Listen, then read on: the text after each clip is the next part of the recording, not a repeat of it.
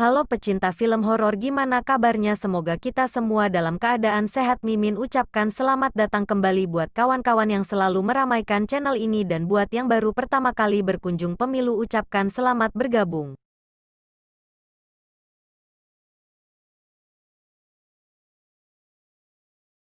Mantap, pada kesempatan kali ini mendongengkan sebuah film horor misteri berjudul The Play yang rilis tahun 2006. Oke, langsung saja, so kita buka pintu teaternya.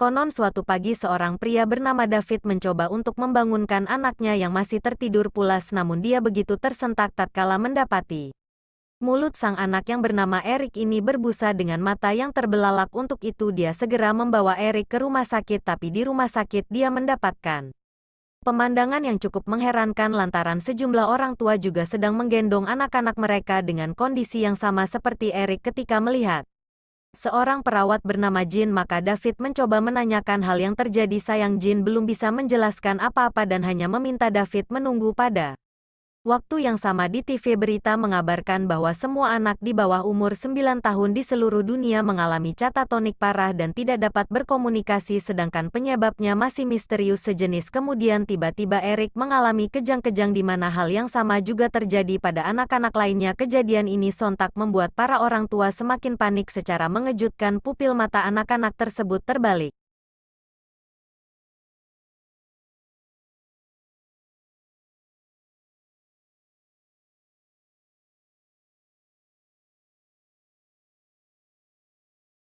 Kampung 10 tahun kemudian terlihat seorang pria berjalan menyusuri kota yang sangat sepi hingga sampai di rumah David yang sempat terdiam menatap dia. Ternyata pria bernama Tom ini adalah adik dari David. Kedatangan Tom yaitu untuk memperbaiki hubungan dengan mantan istrinya serta mencari tempat tinggal sementara. Dari situ David menunjukkan kepada Tom kondisi Eric yang sudah dewasa namun masih mengalami katatoni. Jadi selama 10 tahun David hanya bisa menyuapi Eric yang tidak juga suman. Beralih ke lapangan basket sebuah SMA yang dijadikan tempat perawatan Jin, dan para perawat pun hanya bisa merawat pemuda-pemuda seusia Eric yang juga mengalami hal serupa. Pada malam hari sesampainya di rumah, Jin melihat Tom yang sedang menunggu di teras tapi merasa sudah bercerai. Jin langsung meninggalkan Tom tanpa mau mendengarkan penjelasan apa-apa. Sementara itu di lapangan basket para perawat sibuk mengikat pasien-pasien mereka dan tepat di saat waktu menunjukkan pukul 10 malam secara serentak para pasien mengalami kejang-kejang.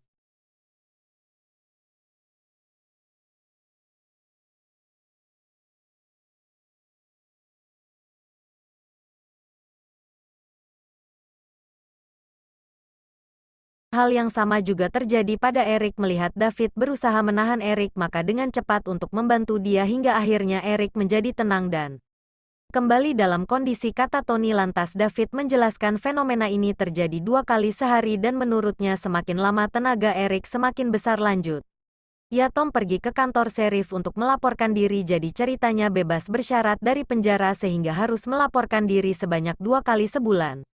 Di sini sang seririt bernama Cole menunjukkan 2 orang pemuda berusia 19 tahun yang terciduk akibat pembobol rumah orang. Dengan melihat kedua pemuda ini, berarti 10 tahun yang lalu anak-anak berusia 9 tahun tidak mengalami katatoni. Dalam perjalanan pulang Tom bertemu dengan mantan kakak iparnya yang bernama Sam. Di sini Sam bertanya kenapa Tom harus mengorbankan pernikahannya dengan Jin demi perkelahian di sebuah bar yang akhirnya menewaskan beberapa orang.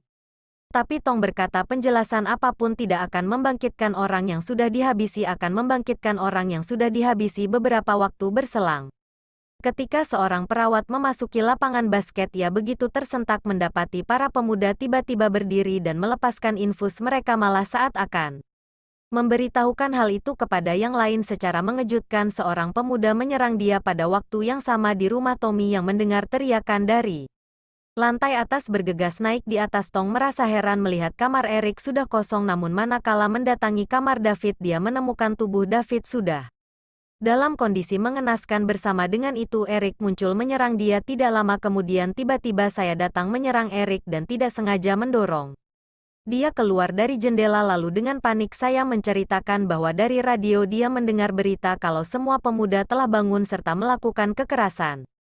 terhadap orang-orang dewasa tanpa alasan yang jelas sehingga sebenarnya ia memutuskan ke tempat itu untuk mengajak untuk mendatangi jin yang sedang bertugas. Mendengarnya Sodakong segera bersiap-siap malang di luar tanpa ditugas yang diserang lagi oleh Erik, hanya saja tiba-tiba Erik muntah dan langsung tumbang. Alhasil mereka bergegas berangkat menuju SMA. Sampai di gedung SMA yang terlihat sudah sangat sunyi ini mereka menemukan tubuh seorang perawat dalam kondisi mengenaskan. Setelah mengambil kunci dari saku sang perawat dengan perasaan was-was mereka mencoba menyusuri bangunan tersebut. Sayang mereka mendapatkan serangan dari dua orang pemuda, tapi tiba-tiba datang lagi seorang pemuda yang menyerang pemuda lainnya. Ternyata pemuda ini adalah orang yang dilihat oleh Tong di kantor seri. Lantas mereka memerintahkan Tom dan selalu segera pergi dalam perjalanan dan saya mendengar langkah kaki dari berbagai arah untuk itu mengajak saya bersembunyi di sebuah ruangan. Rupanya di ruangan itu terdapat sejumlah perawat dan juga bersembunyi di antara mereka ada pula seorang dokter bernama Jenkins yang mengalami luka dalam akibat serangan para pemuda. Mendengar perawat bernama Hansen mengatakan Jin sedang mengambil suplai melalui saluran udara, maka Tom meminta Sam untuk menjaga orang-orang di sana sementara dia mencari Jin sekepergian To. Saya melihat beberapa pemuda berkumpul sekepergian To. Saya melihat beberapa pemuda berkumpul di lapangan, tapi tiba-tiba pemuda-pemuda itu secara serentak menoleh ke arah dia. Sesaat kemudian Hansen memberitahu kalau Dr. Jenkins setelah pergi untuk selamanya. Lalu setelah memandangi saluran pembuangan saya memiliki rencana untuk mengeluarkan mereka dari sana dengan bantuan kain yang dia ikat. Sementara itu kelompok pemuda tadi mulai bergerak mendatangi ruangan mereka. Melihat pintu yang akan didobrak maka saya memerintahkan mereka bergegas turun. Ketika saya masih dalam usaha turun, seorang perawat yang sudah terlebih dahulu turun begitu terkejut melihat sekelompok pemuda yang ada di sana. Bersama dengan itu terdengarlah teriakan dari para perawat di bawah.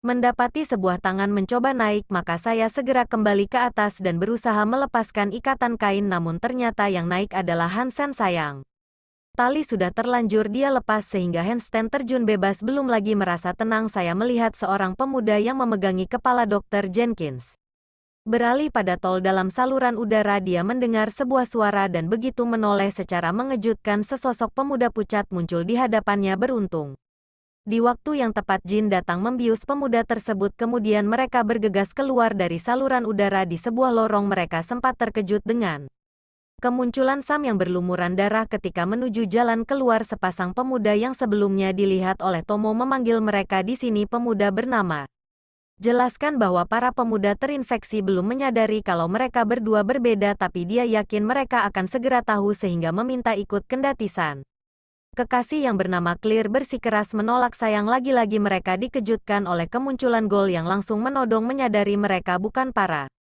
pemuda maka Gol mengajak mereka bergegas keluar. Sialnya tiba-tiba seorang pria mengancam Clear lantaran mengira dia termasuk pemuda terinfeksi parahnya. Lagi meski Clear bisa mengucapkan namanya, pria ini tetap menyerang sehingga terpaksa atau mendorong dia tempat ke hadapan para pemuda yang berdatangan. Melihat pemuda-pemuda itu menyerang pria tadi maka mereka berhamburan kabur, tetap memutuskan bergabung dengan para pemuda. Begitu sampai di luar mereka langsung menahan pintu akibat perhatian tertuju pada pintu, maka tanpa disadari seorang pemuda menyerang istri Cole bernama Nora yang menunggu di mobil. Melihat itu yang bernama Nathan mencoba menolong, tapi timah panas yang dilepaskan tidak berpengaruh apa-apa. Setelah berhasil mengunci pintu mereka segera menolong Menora dan Data, sedangkan Semi yang berusaha mencapai mobil juga mendapatkan serangan yang menyebabkan kakinya patah. Boruto dan kalah gadis terinfeksi ini akan menghabisi dia dengan cepat menghajar gadis tersebut. Bersama dengan itu para pemuda berhasil mendobrak pintu sehingga terpaksa mereka bergegas pergi menggunakan mobil Cole di sebuah gereja. Kau memutuskan untuk memeriksa gereja tersebut sementara Jin mencoba mengobati Save akibat luka yang dialami cukup parah, maka Jim harus membius dia. Melihat hal ini Cole berkata ada sebuah markas angkatan udara berjarak 64 km dari tempat itu yang bisa mereka tuju. Beralih pada tol dalam penelusuran tiba-tiba dia mendengar suara lalu secara mengejutkan dari belakang tolong seorang gadis muncul dan menghajar dia mendengar. Suara gaduh mereka bergegas mencari namun di sana mereka mendapati Tom yang sedang menahan gadis bernama Alexis yang ternyata anak dari Cole melihat sang anak mereka ikan tentu saja Norak langsung berontak memaksa untuk melepaskan Alexis tapi Cole menahan serai berkata Alexis sangat berbahaya beberapa waktu berselang dan memberitahu kalau sekelompok anak muda tengah mengeroyok seorang pria yang merupakan pendeta di gereja itu oleh karenanya Tom berniat menyelamatkan dia sementara itu rupanya Clear berada di antara para pemuda lantas mereka mengatakan pria bernama Jimmy ke aspal lalu datang lagi seorang anak yang memegangi wajah Jim di mana sempat berkata dia tidak siap setelah leher Jim dia lipat para pemuda secara perlahan mulai menjauh alhasil yang sudah tidak bernyawa. Kemudian di dalam atau membaca buku dari milik Jin yang dia temukan tulisan terakhir dari game berbunyi semalam aku bermimpi ditidurkan oleh anak-anak. Mereka berbisik di telingaku dengan kata yang familiar kerajaan surga sudah dekat jika seseorang menyerahkan jiwanya ke salah satu dari mereka maka dia akan membebaskan mereka semua dari bermudaka tidak berselang lama Nora menemui Alexis melihat Alexis yang memberikan respon ketika namanya dipanggil Norak mencoba mendekat dan langsung membuka ikatan tangan Alexis bersama dengan ibu Alexis menyerang sang ibu menyadari Nora tidak ada di sisinya maka Gold segera mencari baru saja Gold menemukan tubuh Nora dia lebih terkejut melihat Alexis yang berdiri tidak jauh dari situ.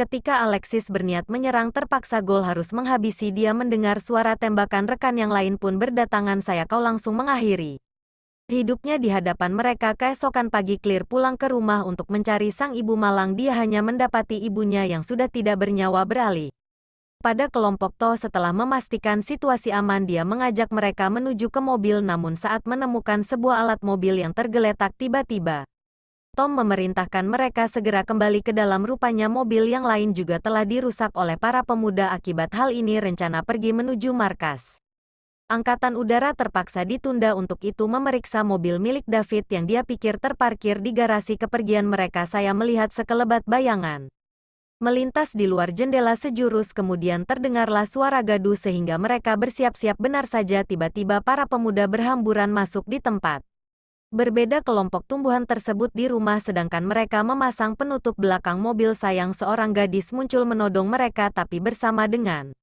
itu sang gadis dihabisi oleh Clear menjelaskan bahwa sekitar 1 jam yang lalu semua pemuda sudah memiliki senjata mendengar itu Tong segera mengajak mereka kembali ke gereja namun sampai di sana mereka mendapati sudah terletak tidak bernyawa selesai bergabung atas kepergian sang kakak kini mengajak mereka berangkat dalam perjalanan tiba-tiba mereka diberondong oleh 2 orang pemuda dari jembatan yang dibarikade.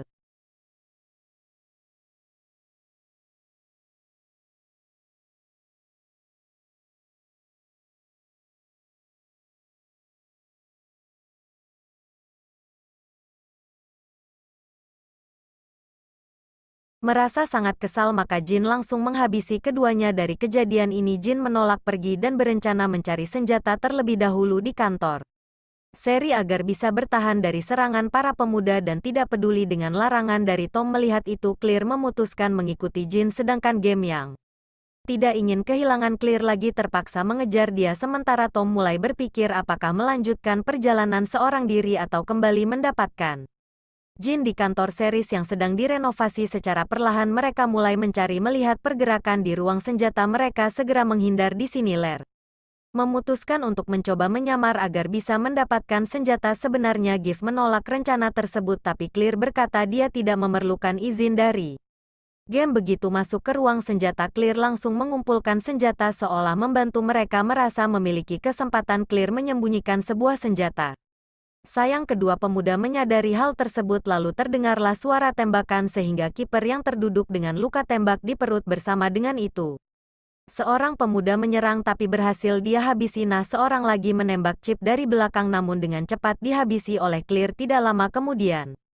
Tong sampai di tempat itu dan menemukan tubuh Gibbs serta Clear yang tergeletak berdampingan. Lantas tiba-tiba Jin menyerang Tom. Dia adalah salah satu dari pemuda dari situ tuh mengajak Jin bergegas pergi. Malang di tengah perjalanan mereka dikepung oleh sekelompok pemuda. Dalam keadaan ini kau meminta Jin duduk dan memejamkan mata. Jin mengingat masa-masa di mana dia merasa aman dan berjanji akan selalu bersama. Setelah menyelipkan lembaran diary milik Jin ke tangan, Jin tumbuh berdiri menghadap para pemuda dan anak-anak yang mengelilingi mereka. Percaya dengan isi tulisan Jin, maka tumbuh berkata dia siap mendengarnya.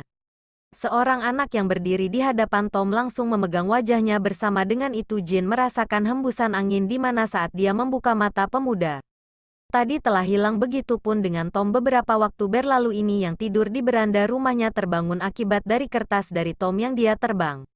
Ditiup angin melihat para pemuda yang sudah berdiri di hadapannya termasuk anak yang memegang wajah Tom cukup lama bertatap-tatapan akhirnya dengan rumah dan membiarkan pintu terbuka. Di situ terlihat buku milik Tom ada di saku sang anak. Sampai di sini kita akan memiliki persepsi berbeda tapi dari sudut pandang Mimin. Pengorbanan Tom berhasil menyelamatkan Jin dan membebaskan para pemuda dari perbudakan wabah aneh tersebut di mana sekarang mereka berbondong-bondong mendatangi Jin yang dianggap sebagai figur seorang ibu bagi mereka yang telah kehilangan orang tuanya masing-masing. Oke, terima kasih sudah menonton sampai pada akhir konten ini. Mohon maaf atas ketidaksempurnaan dari kami. Semoga terhibur dan sehat selalu.